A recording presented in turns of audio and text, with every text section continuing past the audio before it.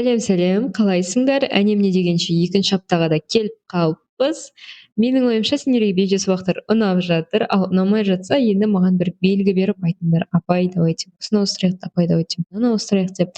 Мен сендердің ойларыңды міндетті түрде тыңдаймын, менің WhatsApp-ыма жаза берсеңдер болады. Ал енді мына 7-ші сыныптен мән бермей ақ қойсаңдар болады. 8-ші сыныптың тақырыбы ішкі энергияға келіп жеттік. Бірінші аптаны удачно аяқтадыңдар, молодцы, енді бастайық. Жалпы ең бірінші осы тақырыпты көрген кезде мен өзім түсінбегенмін. Зәт вообще мағынасы не деп түсінбейтінмін. Өйткені бізге көбінесе не айтатын? Тек қана потенциалдық энергиясы мен кинетикалық энергиясының қосындысы кинетикалық энергия. Осы потенциал, осы болды деп қоя салады. Мен түсінбейтінмін. Жақсы енді. Кинетикалық энергия не ол? Денені құрайтын бөлшектердің қозғалыс энергиясы, иә?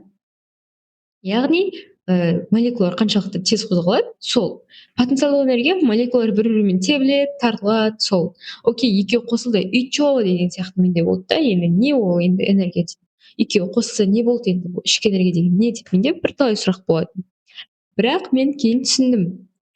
Дене қай уақытта тезірек қозғалады? Температурасы артқан кезде. Ал температурасы артып ол тезірек қозғалса, ол қаттырақ бір-бірімен тебіледі, қаттырақ бір-бірін тартады, иә? Дұрыс қой. Демек, екеуінің қосындысы көбірек болады, егер температура көбірек болса. Міне, Е кинетикалық қосу, Е потенциалдық дейді ғой. Ішкі энергия осылай жазады, иә? Ішкі энергияның былайша айтқанда белгіленуі осындай. Екеуінің қосындысы, егер температура жоғары болса, мынау да жоғары болады, мынау да жоғары болады. Өйткені молекулалар тезірек қозғалып бастайды, кинетикалық энергия өседі. Молекулалар тезірек қаттырақ тебіледі, қаттырақ тартылады. Демек, потенциалдық энергия да өседі.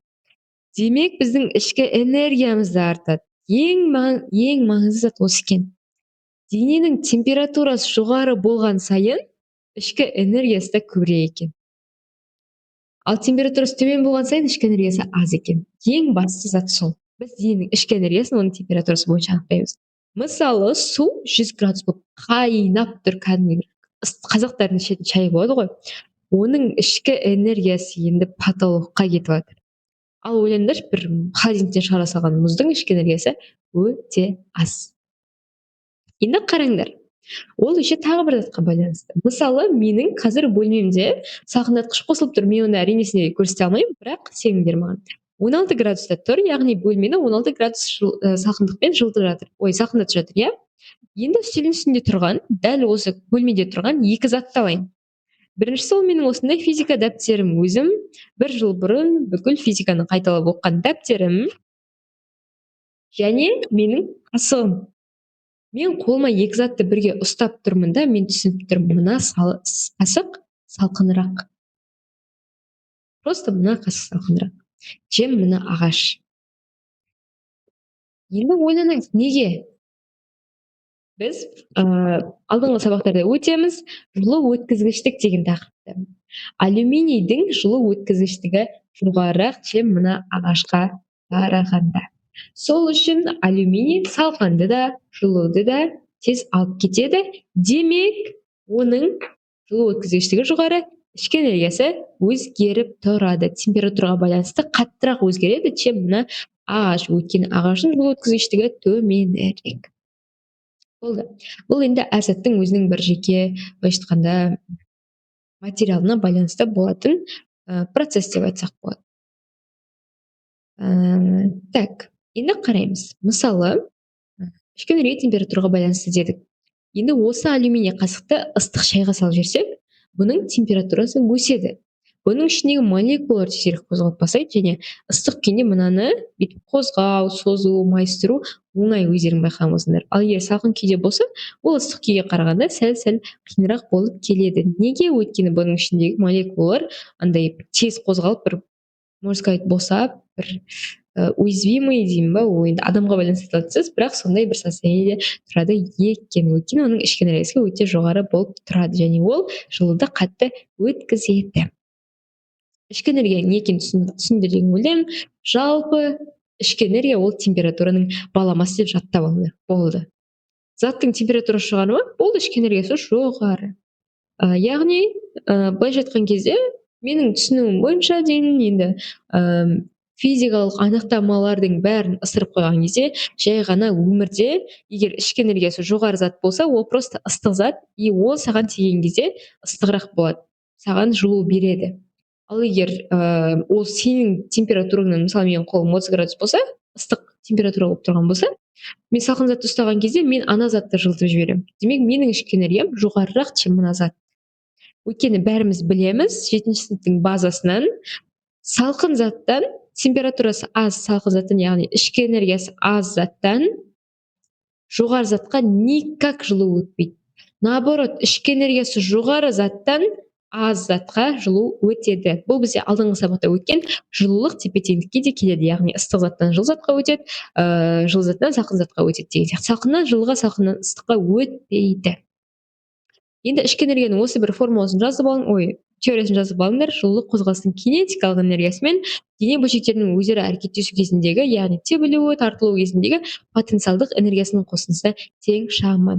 Ішкі энергияны өзгертудің екі тәсілі бар: жұмыс істеу және жылу берілу. Жаңадан бері айтып жатқанымыз ыстық судан салқын суға деген сияқты барлығы жылу берілуге жатады екен. Одан бөлек денеге жұмыс істеу бар. Яғни денеге белгілі бір жұмыс істелінсе, мысалы екі алақанымызды бүйтіп терететсек, біз жұмыс істеп жатырмыз.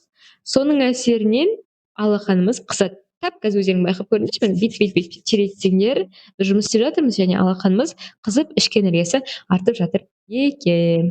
Келесі. Енді осы энергия деген тақырыпқа кіріп келген кезде біздің есімізде болу керек бір өте керемет кісі бар. Ол кісінің аты Джеймс Прескотт Джоуль. Ол кім екен? Өзінің 71 жыл өмірін физикаға арнаған, энергияның сақталу заңын ең алғаш болып тәжірибеде анықтаған ғалым. Әрине, энергияның сақталу заңын сендер білу керексіңдер, білмесеңдер, алдағы сабақтарда тағы да қайталай жатамыз. Бұл 7-ші тақырып бойынша жалпы энергияның тақырыбына терең үңілген, молекулалардың қозғалыс жылдамдығын анықтаған, молекулалардың қозғалыс жылдамдығын анықтаған. Және алдыңғы сабақта білетінімізде МКТ-ның негізін қалауға көмектескен Джеймс Прескотт Джоуль деген осы бір ағылшын физигі екен. Оның құрметіне Джоуль деп біз энергияның өлшем бірлігін атаймыз. Энергияның өлшем бірлігі сонда бізде Джоуль болады. Сол сияқты ішкі энергияның да өлшем бірлігі ХБЖ бойынша всегда Джоуль. Жазып алыңдар. Ішкі энергияның ХБЖ бойынша өлшем бірлігі Джоуль деп. Енді осы бір анықтамаға көшейік. Жылу берілу энергияның қатты қыздырылған денеден азырақ қыздырылған денеге берілу құбылысы деп. Бұны түсінбей тұрсаңдар, алдыңғы сабақты еске алыңдар. Жылулық тепе-теңдік. Екі зат бір-бірімен жанасқан кезде ортақ бір температураға келуі деп. Ортақ температураға келу не арқылы жүреді? Жылу берілу арқылы жүреді. Яғни ыстық суға салқын суды құйсақ, екеуі орта бір температураны алады. Өйткені ыстық су өзінің жылуын салқын суға беріліп, екеуі бір орта температураға келгенше араласады. Немесе ыстық затты бір салқын затқа бастырсақ, ыстық зат өзінің жылуын салқын денеге беріп, екеуі бір температураға келгенде тоқтайды. Алдыңғы сабақта айтқанымдай, біз егер ауыратын болсақ, салқын бір орамалды алады да ыстық денемізге басады. Ыстық денеміз температурасын салқын орамалға беріп, орамал жылып, біздің денеміз де бір ортаңғы температураға келеді. Осының бәрі бізде жылу берілу екен. Екі дененің температурасы бірдей болғанда ғана тоқтайды жылу берілу, яғни энергия алмасқан дене бөлшектері бірдей орташа қозғалыс жылдамдығына ие болады екен. Енді осы есептерді шығарайық, яғни бір айтып кететін теория, қатты есебі жоқ. Осымен видео сабағымыз аяқталады. Бір стаканға суық су, екіншісінде тура су көлемінде ыстық су құйылған. Қай стакандағы ішкі энергиясы көбірек? Әрине, ыстықтағы көбірек, өйткені оның молекулалары тезірек қозғалады. Кинетикалық энергиясы да, потенциалдық энергиясы да жоғары. Ыдыстағы су қыздырылды, судың ішкі энергиясы артты деп айтуға болады. Әрине, өйткені су қызған кезде оның молекулалары тезірек, жылдамдығы көбірек артып кетеді. Жылдамдығы артып кетсе, кинетикалық энергиясы артып кетеді, потенциалдық энергиясы артып кетеді, өйткені олар бір-біріне қаттырақ тартылып бастайды. Демек, ішкі энергиясы артылды. Суға қандай да бір жылу мөлшері берілді деп айтуға болады. Әрине, өйткені ыдыстағы су қыздырылған кезде оған бір жылу мөлшері берілді ғой. Белгілі бір конвекция деген құбылыс арқылы. Ол құбылысты алдыңғы сабақтарда өтетін боламыз, точнее, келесі сабақта. Келесі, егер денеге қатысты 15 джоульға тең жұмыс атқарылса, оның ішкі энергиясы қанша болу керек? Әрине, ішкі энергиясы 15 джоульға аналогично өзгереді. Өйткені оған 15 джоуль жұмыс жасалды. Болды. Оп-оңай, түсінуге де оңай, сіздерге өте түсінікті болды деген ойдамын. Түсінікті болса, енді дәптертердің соңына, конспекттің соңына 1 плюс қойып жіберіңдер. Міндетті түрде конспект жазамыз, бүкілін көшіріп аламыз. Ал сабақ түсінікті болды деген ойдамын. Түсініп алсаң, қарап алсаң, өмірмен байланыстырсаң бәрі оңай. Келесі сабақта кездескенше сау бол.